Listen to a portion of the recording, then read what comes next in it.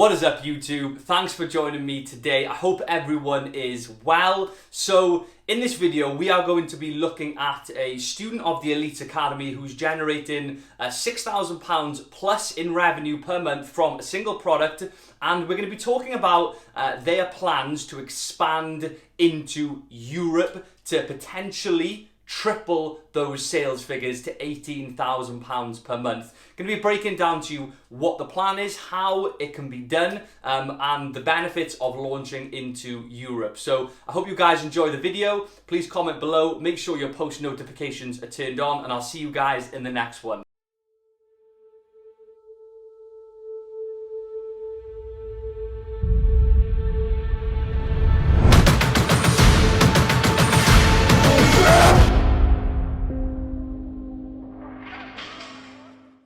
What is up, guys? So in this video, we are going to be looking at the benefits of selling into European marketplaces from the UK. We're going to be looking at a student of mine who is just about to make that move, and we're going to be looking at the reasons why they've done that and looking at some examples also. You know, when we sell on Amazon, we're constantly looking for ways to expand our brand, to increase our revenue, and branching out into Europe can quite often be a good way of doing both of those things. So before we start, guys, I want to give you an inside look into our mastermind group from this student who posted. I'll read it out very quickly. So they are a recent member of the 10K Elite Club. They've said, so happy to be part of the 10K Elite. Have been consistently doing 6.5K a month in sales for my first product and about to launch into 6 other European marketplaces with my second. Blah, blah, blah, blah, blah. For anyone out there starting out or looking to launch, I hope this motivates and inspires you to achieve your dreams. It takes a lot of hard work, but it is so worth it in the end. And I suppose that ties in with what I put out in a recent video looking at, is it easy? We can see here it does take work, but it is worth it in the end. So this student is intending on his product being available in European marketplaces. Now, the main marketplace is Germany, where his product does extremely well. Now, when you are looking to branch out into Europe, there's things that you need to consider, right? It's not a clear-cut decision that you are always going to make when you have a product. You may find that your product does not perform well in other marketplaces. Just generally, your niche on Amazon in the UK does very well, whereas in Germany, for example, it doesn't. You might find that with all European marketplaces. But the first thing to do is explore the idea, right? We need to explore the idea to work out whether it's worthwhile, whether it's viable. Is it a good decision to branch out into these marketplaces from the UK, extend your offers, and have a separate marketplace that you're generating income from? And that's what we did when we hopped on our strategy call. We looked at these marketplaces. We looked at some of the considerations that you need to take on board when you are making the decision. But if we give you an example, first of all, obviously we won't mention this person's product or anything about what they're selling. We're going to look at a completely different product. I just want to give you an example of a product that does well in the UK and also shows opportunity elsewhere. So these are baby changing mats. If we just run, and this is Helium 10, guys, there's a discount link below for this and for Jungle Scout if you want to purchase the software. There's also free trials as well you can run. So this product here is a baby changing backpack. Now, I haven't got a baby, but I did a bit of research and this one popped up, and we can see here we've got good revenue figures. So 36K, 18K, 20K a month, 5K a month, 7K a month, 7K a month, pretty decent, right? And on top of that, the majority of these products are private label. So just an example. Now, if we cross over into the German marketplace, Amazon.de, we can see they've got similar products, right?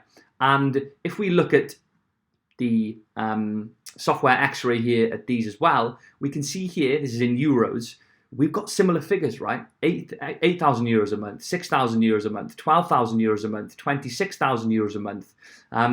So immediately you can see there's opportunity for this product in 2 marketplaces. Now, if you were just selling in the UK and never explored You maybe didn't even know that you could do it. You never explored the German marketplace. You wouldn't know that there's an opportunity to be doing these figures. Some of them have got very low reviews, 7 reviews, 28 reviews, and I've checked these listings against the ones on Amazon.co.uk, and they are the same sellers, right? There are multiple sellers who are selling across these European marketplaces for this particular product. So firstly, validate the idea, right? Is it worthwhile selling into a different marketplace? Use this software, have a look at the sales figures in the different marketplaces, and you can make a decision for yourself. But it's not just as simple as, are the revenue figures there? There are considerations as to the way that you're going to be fulfilling your orders, and also VAT considerations. Now, as I always mention in videos that talk about that subject, you need to seek advice from a professional when you are looking into VAT implications, tax implications. In general, it's always good to seek professional advice. I'm just giving you my experience. So when you are selling into Europe, you can use pan-European FBA if you like, which means you store your product in the marketplace, the desired marketplace. Your product is stored there and they are fulfilled to customers. Now, some of the benefits of that are that you are able to get prime for your orders for customers, so they can buy the product and get it shipped out to them next day, like what we can see down here. Whereas if you don't store the products over there, then you will not be able to do that. As well as having prime on your product for your customers, you're also able to get lower FBA fees when you are storing your products in the desired marketplace. Now, for obvious reasons, if your product is stored in Germany and sent out to a customer in Germany, your fulfillment fee will be less than if it was stored in the UK and sent out to a customer in Germany, right? Just makes sense. So some benefits there. Now, some downsides are basically VAT implications, right? Often if you store a product in the desired marketplace, you automatically have to VAT register, which has an impact on your profits, on your margin. It also makes things a little bit more complex. You need to understand how to calculate the VAT that you owe. You need to offset what you can, and you need to file your VAT returns every quarter. And those things take time and they cost money. And you need to work out whether it's viable. And you can also, instead of storing the products over there, you can store them in the UK. Now, when you store products in the UK and sell over to European marketplaces, there isn't, in all instances, an immediate requirement to register for VAT. However, there is what we call a distance selling threshold, where even if you store products in the UK and sell over to Europe, if you surpass a certain threshold, and they're different for each marketplace, you still have to register for VAT. So you need to understand what those thresholds are when you're likely to meet them. If you are likely to meet them, you may not be. Your projected revenue may not be anywhere near those thresholds.